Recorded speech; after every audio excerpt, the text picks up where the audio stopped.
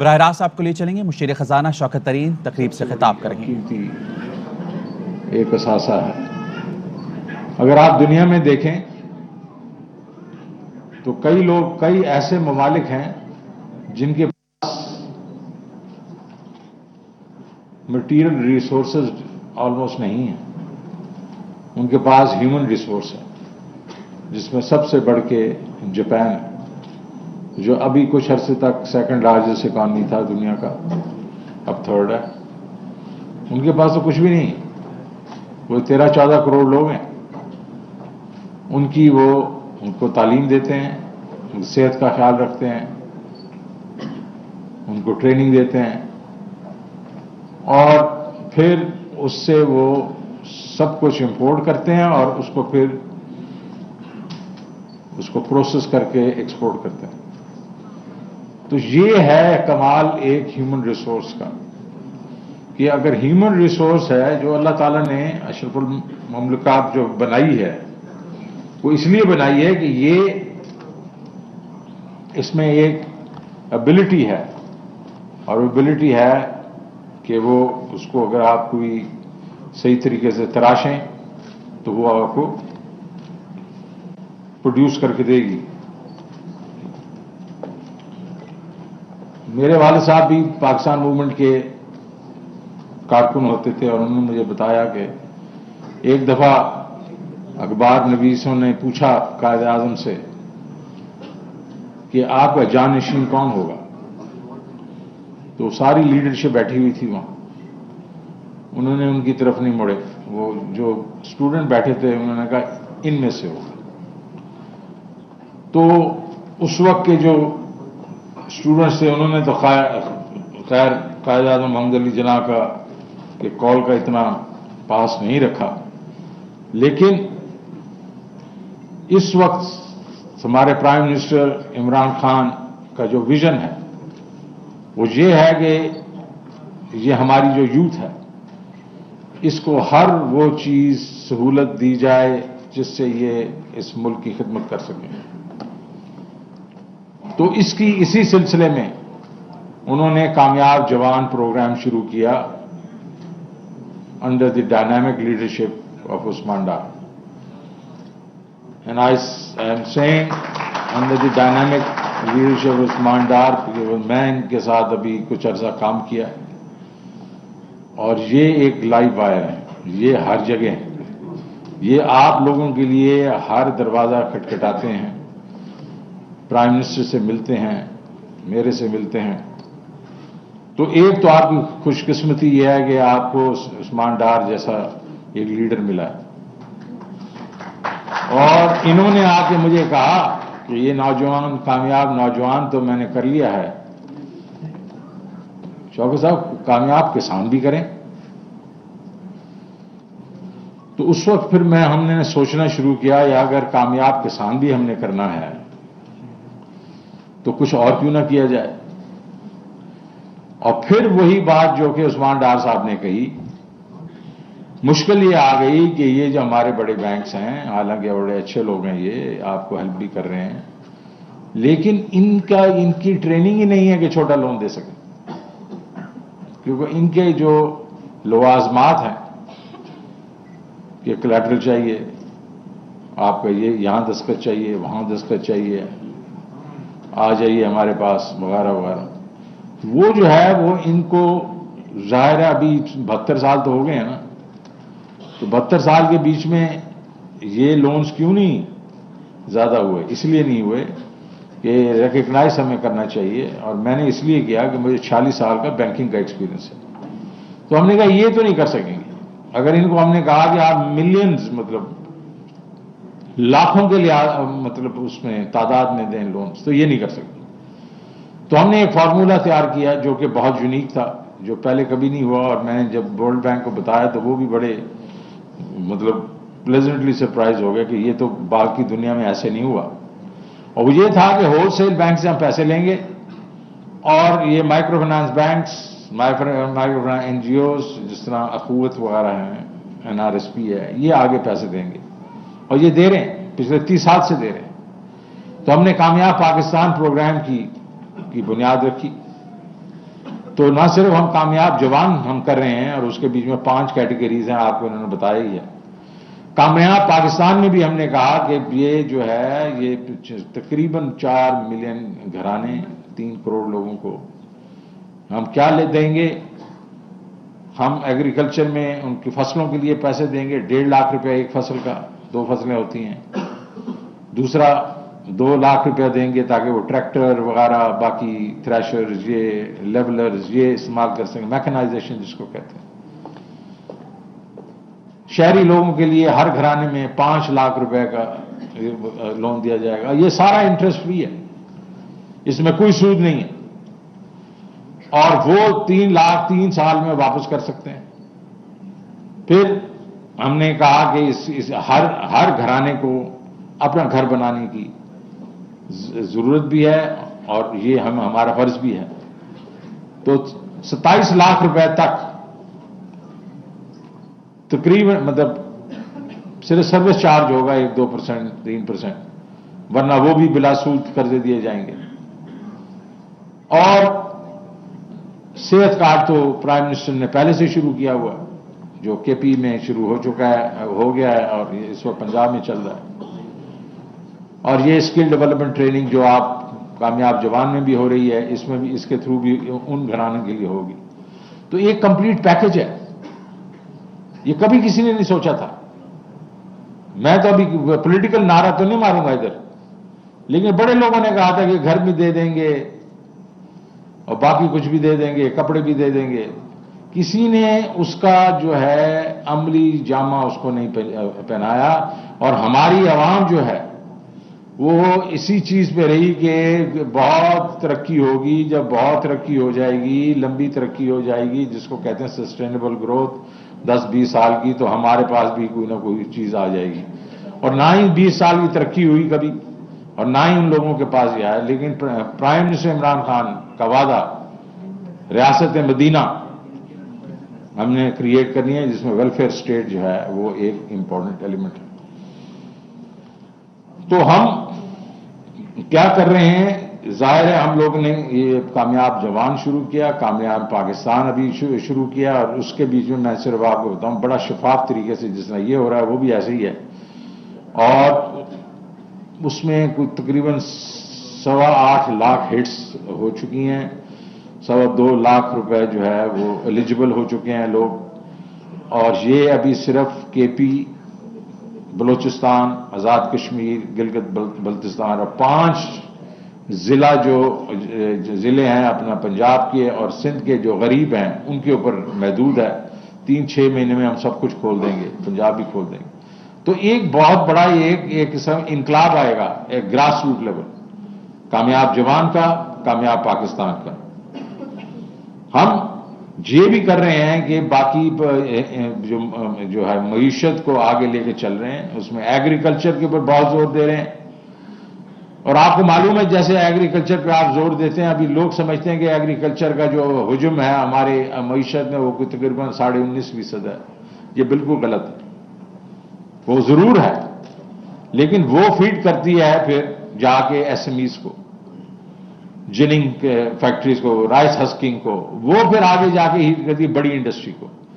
تو ہم نے یہ کیلکولیٹ کیا ہے کہ آپ کا یہ جو ایگریکلچر سے جو ایک قسم سے سفر شروع ہوتا ہے، یہ تقریباً 44 سے 50% جو ہے وہ کور کرتا ہے.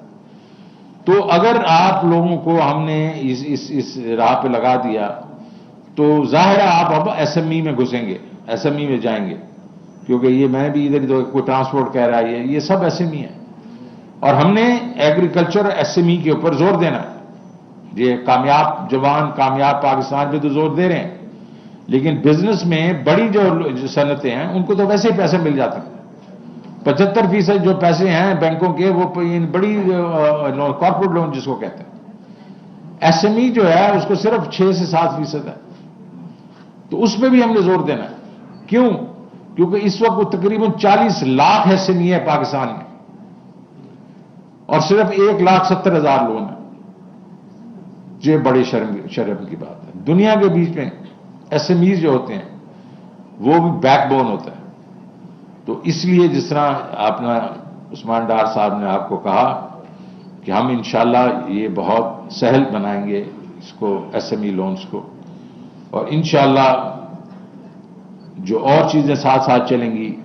جو بات ہوئی ہے اس میں آئی ٹی ہے، بیکاز جو لوگ تعلیم حاصل کر لیتے ہیں ان کے لیے اس وقت ایک بہت بڑی اپرچونٹی ہے کہ ہم آئی ٹی میں، جس طرح بھی مجھے کہا گیا کہ 2,000 روپیہ کماتے ہیں ایک ایک پروگرام کا، اور یہ دنیا میں بہت ہی اس وقت فقدان ہو گیا ہے لوگوں کا.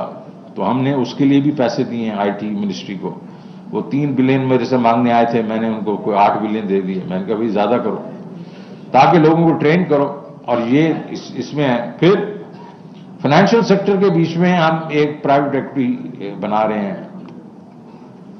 پرائیویٹ ایکوٹی کا مطلب یہ ہوتا ہے کہ لوگوں کو کاروبار کے لیے جو اپنا سرمایہ لگانا ہوتا ہے، جو ایکوٹی دینی ہوتی ہے، وہ کئی دفعہ لوگوں کے پاس نہیں ہوتی.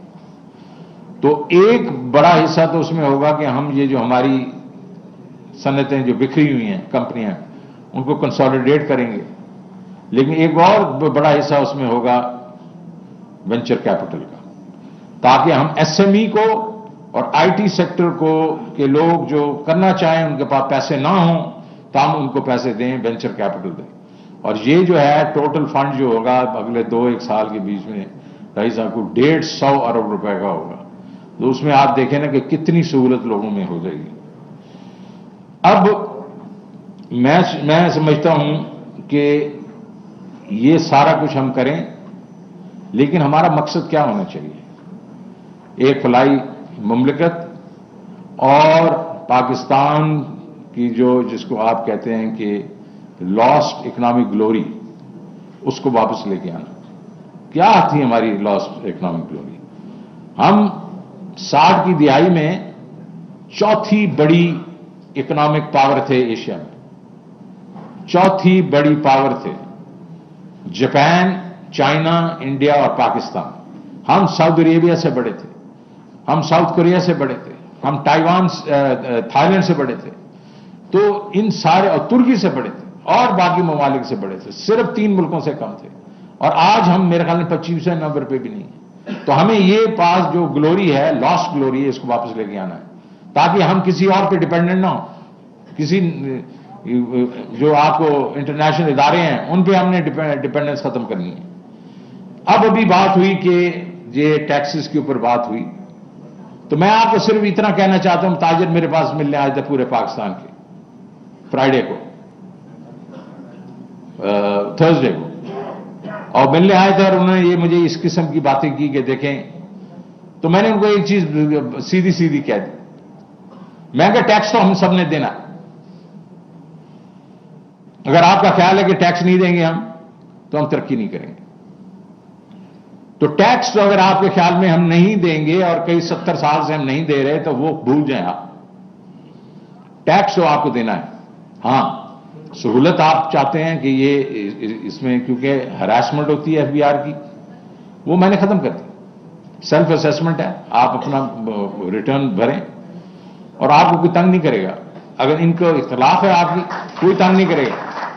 آپ کو اختلاف ہے، آپ کی اس سے اختلاف ہے، تو وہ تھرڈ پارٹی آڈٹ ہوگا. یہ لوگ آپ کو آڈٹ بھی نہیں کریں گے، تاکہ آپ کی زندگی میں سے ایف بی آر کو نکال دیا گیا. لیکن اس کا مقصد یہ نہیں کہ آپ ابھی ٹیکس ہی نہ دیں. اب ٹیکس تو دینا ہوگا. آپ نے کہا کہ ایف بی آر کا اور ناظرہ کا ڈیٹا جو ہے وہ شیئر ہونا شروع ہو گیا. بالکل ہو گیا. کیوں؟ لوگ ٹیکس نہیں دے رہے. اب ہم کیا کر رہے ہیں؟ ہمارے پاس آپ سب لوگوں کے ڈیٹا آ گیا ہے. آپ کے بلز ہیں ہمارے پاس، آپ کے بینک اکاؤنٹس کے بھی ہیں، آپ ٹریول جو کرتے ہیں، گاڑیاں جو رکھتے ہیں، گھر جو ہے، سب ہے. ہم نے اب اس کا آرٹیفیشل انٹیلیجنس استعمال کر کے آپ کی انکم بھی ایسٹیمیٹ کر لیں گے.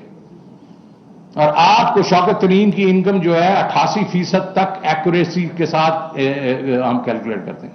اور شوکت ترین کو ایک بل آ جائے گا، جناب والا یہ آپ کی انکم ہے اور یہ آپ کا ٹیکس ہے. اور ہم اس وہ نہیں کریں گے، کوئی جبر وغیرہ نہیں کریں گے. ہم آپ کے ساتھ التجا کریں گے، جناب والا یہ دیکھ لیں، اگر آپ کے خیال میں یہ ٹھیک ہے تو یہ ٹیکس دے دیں. کریں گے، یہ ہمارا حق ہے. اسٹیٹ کا حق کیا ہے کہ اس نے ٹیکس لینا ہے. تو اگر آپ کے خیال میں ہم یہ نہیں کریں گے تو یہ آپ بھول جائیں. لیکن آپ کی جو وہ بات کہ آپ کے ساتھ مشاورت ہونی چاہیے بالکل ہوگی. تو میں نے ان کو کہا کہ آپ اس طرح کریں, آپ 6 لوگ آپ لے کے آ جائیں, میں بیٹھوں گا آپ کے ساتھ. اگر آپ کو کوئی لوگ تنگ کر رہے ہیں یا آپ کے خیال میں یہ جو پاس مشین ہے اس میں کوئی ٹھیک نہیں جا رہا, یا آپ کو کوئی ویسے یہ ہے کہ ڈسکنیکشن کرنے کی کوشش ہو رہی ہے, یہ لا ہمارے پاس ہے, لیکن اس کا مطلب یہ نہیں کہ ہم استعمال کریں گے. ہم آپ کو سہولت دیں گے. ابھی جس طرح ڈیجیٹل کی بات کر رہے ہیں, ڈیجیٹل بھی دنیا ساری ڈیجیٹل کی طرف جا رہی ہے. کمپنیاں جو ہیں جو 2.5 لاکھ روپیہ سے زیادہ کی پیمنٹ اگر کریں اور وہ ڈیجیٹل کے تھرو کریں, یار اس میں کون سی آفت آ گئی ہے بھائی. تو بیٹھے ہمارے ساتھ. آپ کسی لوگوں نے کہا شبر زیدی وغیرہ کہ یار بہت, یہ تو آپ نے ٹائم نہیں دیا. ہم نے پہلے 2 مہینے آگے کر دیا, ابھی پھر 1 مہینہ آگے کر دیا, لیکن بیٹھے آپ ہمارے ساتھ. ہم آپ کے ساتھ پورے آپ کی جو آپ کی وہ ہیں ڈیفیکلٹیز ہیں ان کو دور کریں گے. لیکن میں یہ صرف آپ کو کہنا چاہ رہا ہوں کہ یہ ملک آپ کا اپنا ہے. جرمن فائنانس منسٹر مجھے ملنے آئی تھی, میں پچھلی دفعہ جو تھا, تو انہوں نے کہا نو ریپرزنٹیشن وداؤٹ ٹیکسیشن.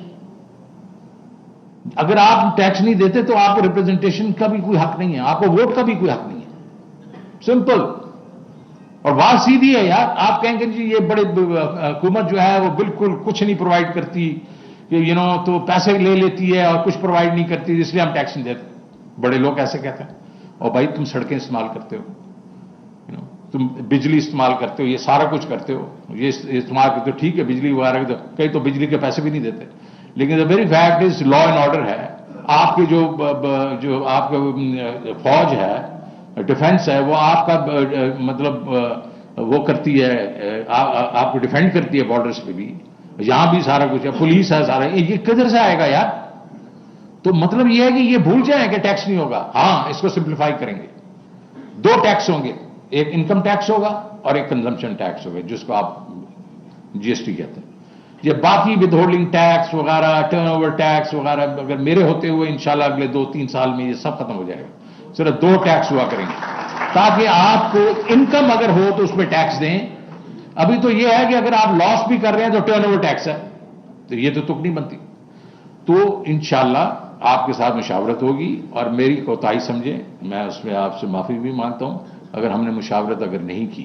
میری کوشش تو یہ تھی کہ بجٹ سے پہلے ہی مشاورت ہوتی. میں تو صرف 1 مہینہ پہلے آیا تھا, لیکن اس دفعہ ابھی پھر کریں گے, کوئی ایشو نہیں ہے. انشاءاللہ یہ جو کارواں ہے یہ مل کے ہم آگے بڑھائیں گے.